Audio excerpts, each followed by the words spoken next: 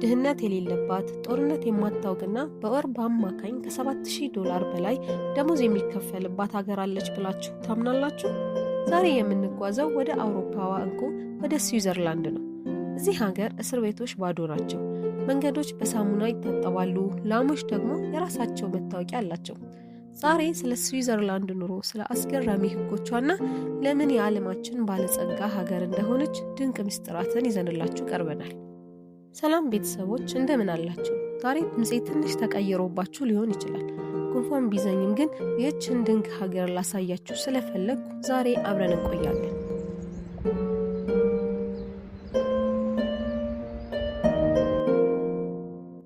የደሞዟ ገነት ሀገር ስዊዘርላንድ። ስዊዘርላንድ ውስጥ ዝቅተኛ ደሞዝ እንኳን ከዓለም አንደኛ ነው። አንድ ሰው ተራ ስራ እየሰራ በወር እስከ 5 እና 6,000 ዩሮ ሊያገኝ ይችላል። ነገር ግን ህይወትም ውድ ናት። ይሁንና መንግስት ለዜጎቹ የሚሰጠው የጤናና የትምህርት ጥራት በዓለም ላይ ተወዳዳሪ የለውም።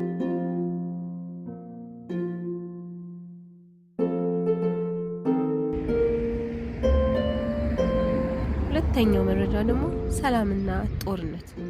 ስዊዘርላንድ ላለፉት 200 ዓመታት በአንድም ጦርነት ውስጥ ገብታ አታውቅም።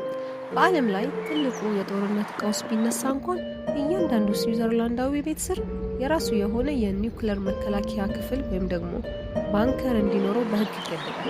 ይህች ሀገር ለሰላም የምትሰጠው ዋጋ የሚገርም ነው።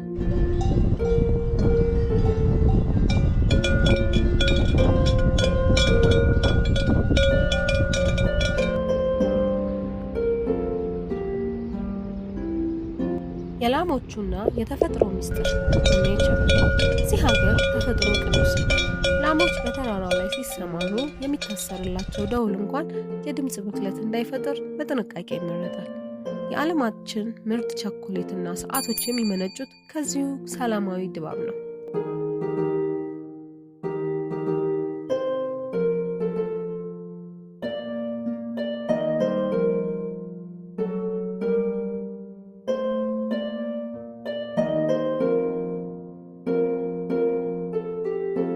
እንግዲህ ስዊዘርላንድ ማለት ገንዘብ ብቻ ሳይሆን ስርዓትና ተፈጥሮ ተስማምተው የሚኖሩባት ምድር ናት።